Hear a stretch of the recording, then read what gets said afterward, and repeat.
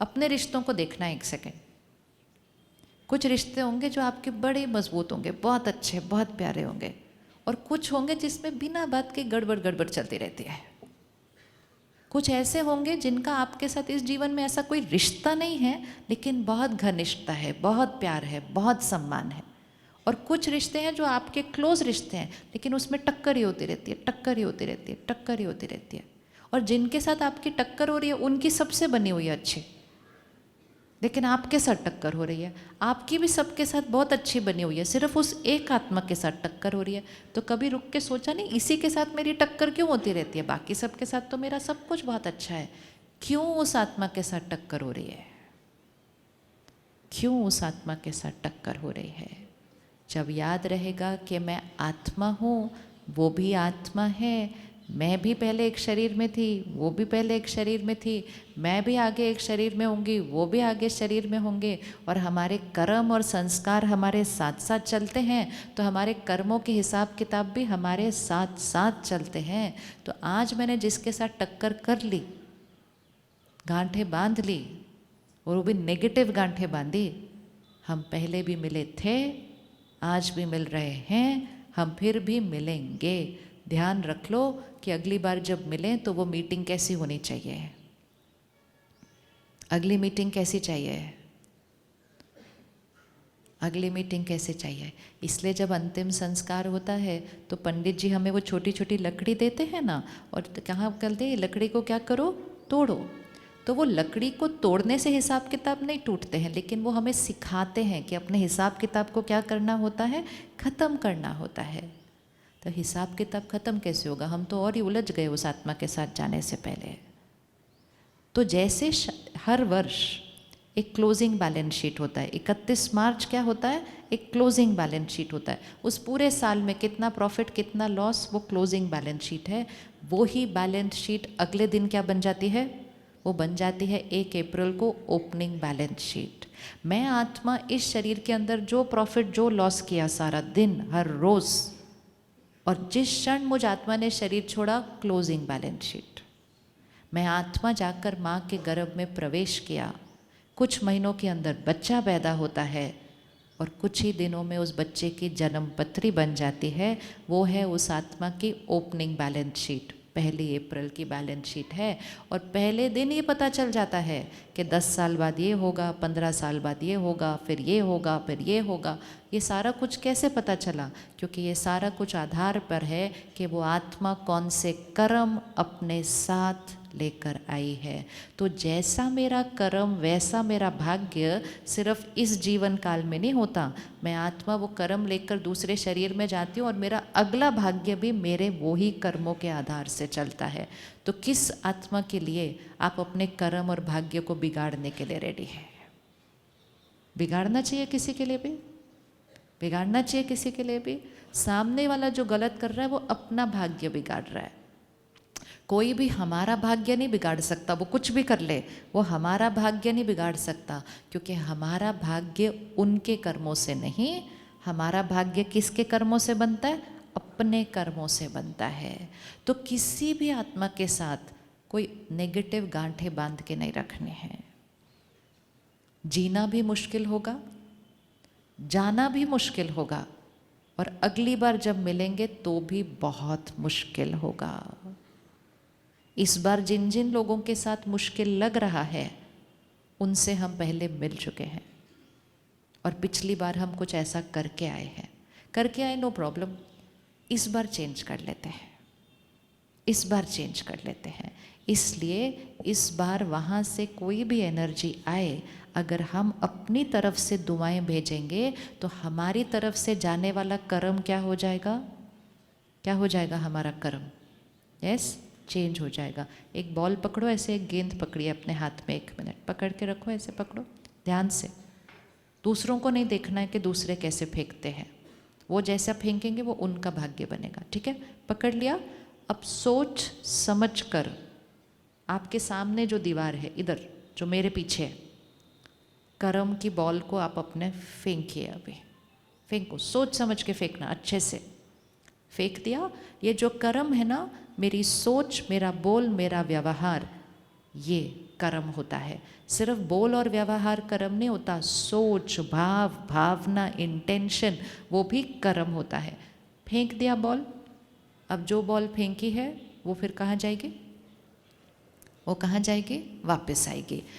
मेरा सोच, बोल, व्यवहार कर्म है, और जो परिस्थितियाँ मेरे जीवन में आती हैं, जो लोग मेरे साथ व्यवहार करते हैं, जो मेरे शरीर का स्वास्थ्य रहता है, जो मेरा काम कारोबार रहता है, वो बॉल है जो वापस आती है। एक बार फिर से फेंके। मेरा सोच, बोल, व्यवहार कर्म है, परिस्थिति, व्यक्ति, शरीर, काम, कारोबार, ये बॉल कहाँ से आ रही है? वापस आ रही है। ये मेरा क्या है? ये मेरा क्या है? ये मेरा भाग्य है। फिर से फेंको, ये मेरा कर्म है, ये मेरा भाग्य है। अब जब भी कोई चीज़ आ रही है तो हमारा माइंड क्या कहता है? मेरे साथ ऐसा क्यों हुआ? तो तुरंत उसको आंसर दो। जो बॉल वापस आ रही है, मेरा माइंड कह रहा है वो बॉल वापस क्यों आ रही है। एक्चुअली हम वापस भी नहीं बोलते ना, हम बोलते हैं वो बॉल मेरे पास आ क्यों रही है ऐसी वाली। तो मुझे अपने आप को याद दिलाना है, वो ही बॉल वापस आएगी। बोलिए, कंप्लीट कीजिए, अच्छे से कंप्लीट कीजिए, ताकि कभी मन प्रश्न नहीं उठाएगा कि ऐसा क्यों हो रहा है। जो आपके साथ बहुत बहुत बहुत अच्छा हो रहा है, बहुत स्वस्थ शरीर मिला, अच्छा परिवार मिला है, इतने सात्विक शहर में रहते हैं, भारत देश में रहते हैं, घर पे सब कुछ अच्छा चल रहा है, वो कुछ भी आपको ऐसे ही नहीं मिला है। वो बहुत अच्छे अच्छे बॉल वाली कर्म फेंक कर आए, इसलिए इतना सब कुछ अच्छा मिला है। अब जब इतने सारे अच्छे कर्मों की हम बॉल फेंक रहे थे, तो किसी न किसी जन्म में हमने एक गलत भी फेंक दिया था, तो वो भी तो वापस आएगा ना। तो जब अच्छे वाले वापस आते हैं, हम नहीं कहते मेरे को सब कुछ इतना अच्छा क्यों मिल रहा है। क्वेश्चन करेंगे? नहीं। इसी तरह जब कोई गलत वाली बॉल वापस आ रही है, तब भी नहीं बोलना मेरे साथ ऐसा क्यों हो रहा है, क्योंकि मेरे साथ ऐसा क्यों हो रहा है बोल रहे हैं तो फिर जिम्मेवारी नहीं उठाएंगे। क्यों आ रही है वो बॉल वापस? हाथ रखिए, ऐसे ऐसे रखना है इस हाथ को। ऐसे क्यों आ रहा है मेरे पास, कुछ भी करिए हाथ, क्योंकि हाथ करेंगे ना तो रिकॉर्ड हो जाएगा। मेरे पास ऐसे क्यों आ रहा है?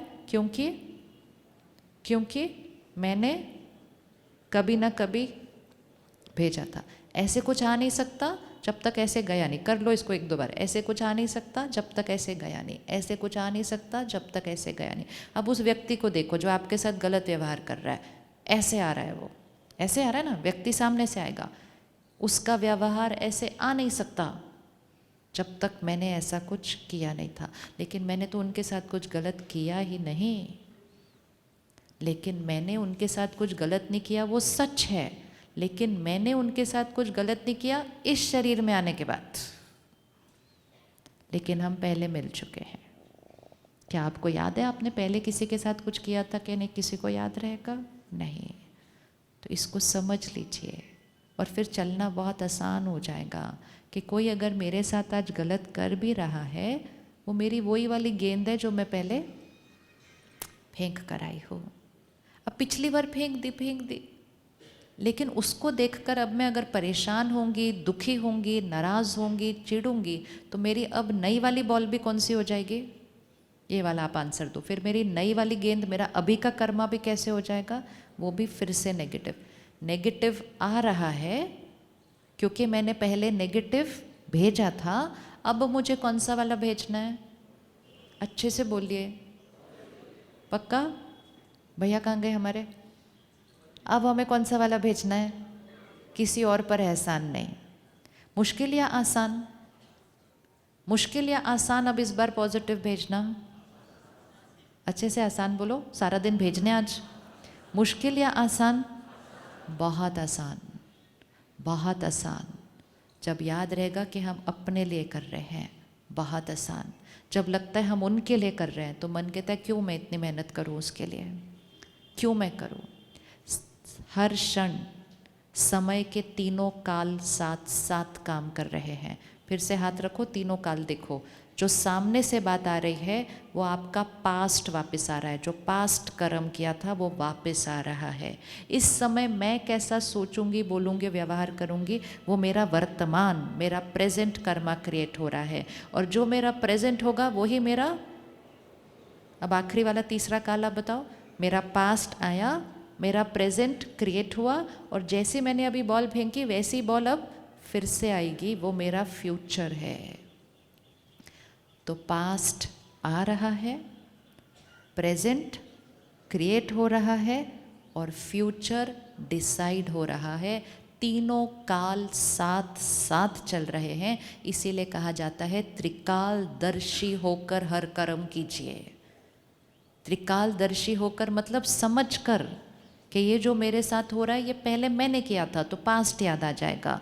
फिर याद रखिए अब मैं जो करूँगी वो मेरा प्रेजेंट है, और अब मैंने जो किया वो वापस मेरा फ्यूचर बनना ही है।